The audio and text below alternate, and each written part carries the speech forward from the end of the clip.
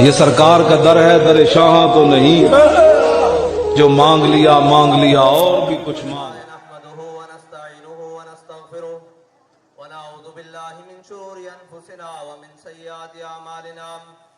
मन यहदिहिल्लाहु फला मुदिल्ल लहु व मन युद्लिल्हु फला हादिय लहु व नशहदु अन ला इलाहा इल्लल्लाहु वहदहु ला शरीका लहु व नशहदु अन्न सय्यदना व नबिय्यना व हबीबना व मौलाना मुहम्मदन अब्दुहु व रसूलुहु अम्मा बाद फ़अऊज़ु बिल्लाहि मिनश शैतानिर रजीम बिस्मिल्लाहिर रहमानिर रहीम वमन यतवल्लल्लाह व रसूलहु वल्लज़ीना आमनू फ़इन्न हिज़्बल्लाहि हुमुल गालिबून। सदक़ल्लाहुल अज़ीम व सदक़ रसूलुहुन नबियुल करीमुल अमीन। इन्नल्लाह व मलाइकतहु युसल्लूना अलन नबी या अय्युहल्लज़ीना आमनू सल्लु अलैहि व सल्लिमू तस्लीमा। अस्सलातु वस्सलामु अलैका या सय्यदी या रसूलल्लाह व अला आलिका व अस्हाबिका या सय्यदी या खातमन नबिय्यीन। अस्सलामु अलैकुम कराची वालों,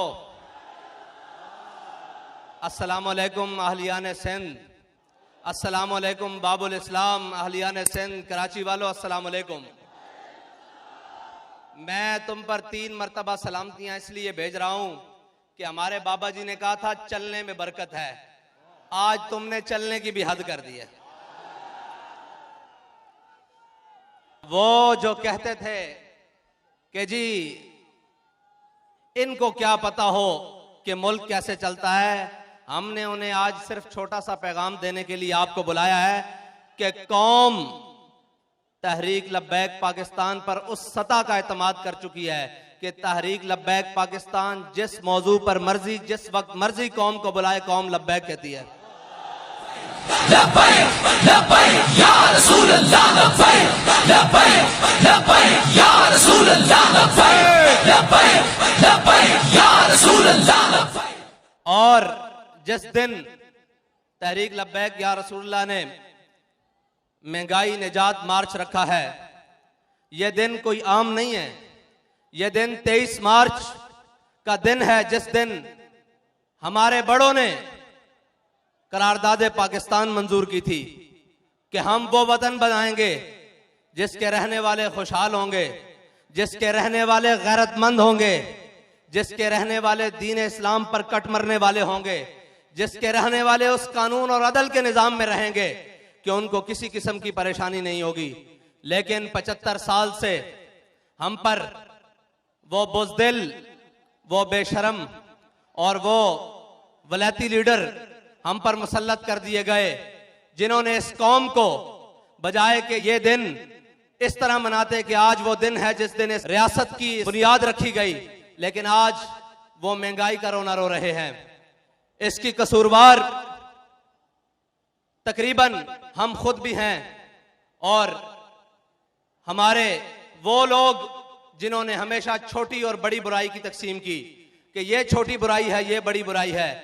आपको अब तो 75 साल गुजरने के बाद ये एहसास हो जाना चाहिए कि बुराई बुराई होती है, अगरचे उसके ऊपर जो मर्जी कवर प्लेटेड दे दिया जाए, उसको पीपल्स पार्टी का नाम दे दिया जाए, उसको MQM का नाम दे दिया जाए, उसको नून लीग का नाम दे दिया जाए, या उस बुराई को मजीद सफाफ करने के लिए PTI का नाम दे दिया जाए।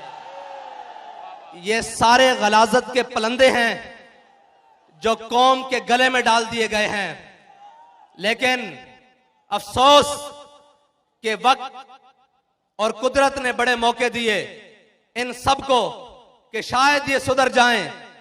आज से 365 दिन पहले एक मुतालबा हमारा था कि भाई खुदा के लिए रसूलुल्लाह के नाम पर इनको सीधे हो जाओ, रसूलुल्लाह के नाम पर मैदान लगाओ, इनको जवाब दो कि हम सब कुछ बर्दाश्त कर सकते हैं, अपने आका और मौला की हुर्मत पर एक लफ्ज बर्दाश्त नहीं कर सकते, उनकी नामूस रिसालत पर गद्दारी नहीं कर सकते। लेकिन हमें कहा जाता था क्या हम यूरोपीय यूनियन से ताल्लुकात तोड़ लें? तो मैंने पूछा सुनाओ कैसे हैं ताल्लुकात आजकल?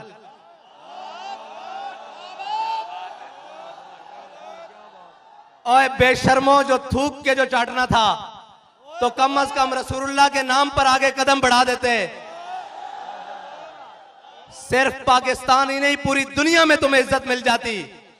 लेकिन बाबा जी फरमाते थे फिर के गली गली तबाह, ठोकरें सबकी खाए क्यों। अब जाओ प्यूटन की ठोकरें खाओ, अब जाओ अमेरिका की ठोकरें खाओ, और अब जाओ यूरोपीय यूनियन के आगे हाथ जोड़ो कि हम मस्कीन हैं, गरीब हैं, हमारी जबान फिसल गई, हमसे जबानी लफ्जिश हो गई। ये जबानी नहीं हुई, ये मेरे मालिक ने तुमसे करवाया है। लब्बैक या रसूल अल्लाह लब्बैक, लब्बैक लब्बैक या रसूल अल्लाह लब्बैक, लब्बैक लब्बैक या रसूल अल्लाह लब्बैक। तुम बात करते हो, किस मुंह से बात करते हो कि मैंने इस्लामोफोबिया के लिए पूरी दुनिया में आवाज उठाई। ओए मुनाफिक आजम, मेरे ख्याल से जलील आजम, मुनाफिक आजम, सुन तो सही ये बात। तुझे गैरत नहीं आती ये बात करते हुए? इतना बेशर्म इंसान है तू। जिस असेंबली में अक्सरियत रखता था, अब नहीं है, अक्सरियत रखता था, उस असेंबली में एक नामूसे रिसालत के लिए करारदाद तो पास नहीं करवा सका, तो तू बनता है लीडर के मैंने इस्लामोफोबिया पे बात की है। बेशरम, तूने आफिया सिद्दीकी के लिए भी बात की थी, तूने जनाब मुल्क के अंदर 1 करोड़ नौकरियां देने की भी बात की थी, तूने उन चोरों लुटेरों के एहतसाब की भी बात की थी, तूने वो जनाब पंजाब के डाकुओं की भी बात की थी। लेकिन खुदा लम यज़ल को मंजूर यह है कि जिसको कौम आखिरी उम्मीद समझती है, अल्लाह उसको गलियों में रुलवा रहा है। कि आखिरी उम्मीद ये नहीं है, पाकिस्तान की कौम और पाकिस्तान की पहली और आखिरी बात सिर्फ हुजूर सईद आलम सल्लल्लाहु अलैहि वसल्लम का दीन है, और वो निजाम है जो निजाम मेरे आका और मौला सल्लल्लाहु अलैहि वसल्लम ने अपनी उम्मत को दिया है। जिसको समझते थे कि जी ये तब्दीली लाएगा, और वो क्या तब्दीली लाएगा जिसके अपने घर वाले मशकूक हैं। कभी उनको कहता है बिक गए हो, और हमारे यहां ये लफ्ज निकल जाए ना कि इसने कोई हल्की बात की है, हम कहते हैं इसको पीछे कर दो, दिलेर बंदा आगे ले आओ। तुम कहते हो पहले 25 करोड़ लेके बिक गए हैं, फिर कहते हो वापस आ जाओ, कुछ नहीं कहूंगा। मैंने कहा ना ये वापस आएंगे, ना वो 25 करोड़ वापस करेंगे, ना ये तुम्हारे साथ चलेंगे, अब तुम्हें जाना होगा। और इंशाअल्लाह तुम जाओगे, लेकिन मैदान उन चोरों के लिए खाली नहीं होगा जिन्होंने फ्रेंडली अपोजिशन की, नामूसे रिसालत के मसले पर कौम का खून, आशिकाने रसूल का खून, गुलामाने मुस्तफा का खून सड़कों पर बहता रहा, और वो बेशरम और बेगैरत बनकर असेंबलियों में जाकर एक आवाज ना उठा सके। अगर वो बेशरम बना हुआ था तो तुम्हारी जबानें जलती थी, तुम करारदाद ले आते। वो मजहबी लीडर, वो सियासी पंडित जिन्हें आज याद आ रहा है कि कौमी हुकूमत बनाओ, मैंने कहा तुम्हें कौमी हुकूमत नहीं, तुम्हें कौमी छितर देंगे। रसूल अल्लाह लब्बैक, लब्बैक लब्बैक या रसूल अल्लाह लब्बैक, लब्बैक लब्बैक। कि तुमने 3 साल इस मुल्क की बुनियादों के साथ खेला गया। इस मुल्क में FATF जैसे लाइन कवानीन पास हुए इस असेंबली से, तुम्हारे जबड़े से जबान बाहर ना आई। मैं सारी अपोजिशन से बात कर रहा हूं, इसलिए कि अंडर द टेबल और अपर द टेबल बातें करने और हैं, दफ्तर खुलवाने और हैं, कौम के लिए बात करना और है। इस्लामाबाद से लेकर कराची जाना और फिर खुद कांपते हुए वापस आना, ये और है।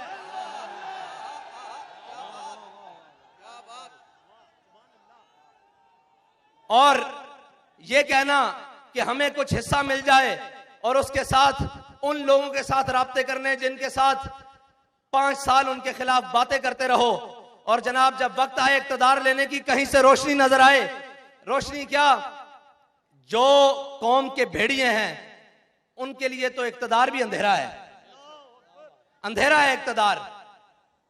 उन कौम के भेड़ियों को जरा लो नजर आए, इसी कौम ने तारीख की महंगी तरीन चीनी खरीदी, तुम कोई बात ना कर सके।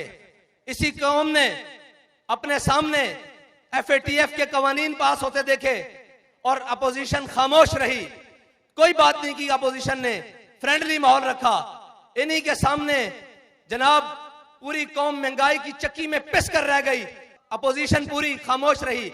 लेकिन जैसे ही इक्तदार की लच्छा नजर आना शुरू हुआ तो सबसे पहले गीदड़ की तरह मैदान में आ गए और सबसे पहले ये कहना शुरू कर दिया कि जी हम अदम एतमाद लाएंगे और हम जनाब इसको तख्त से उतारेंगे। तुम अदम एतमाद लाओ या ना लाओ, मैं तुम्हें बरसरे मिंबर ये खड़ा होकर कह रहा हूं, पूरी कौम तमाम पार्टीज के ऊपर अदम एतमाद कर चुकी है। पूरी कौम इनकी सियासत के ऊपर, इनकी तर्ज हुकूमत के ऊपर और इनके मुनाफकाना रवैया के ऊपर अदम एतमाद कर चुकी है। अब रही बात इलेक्शन की,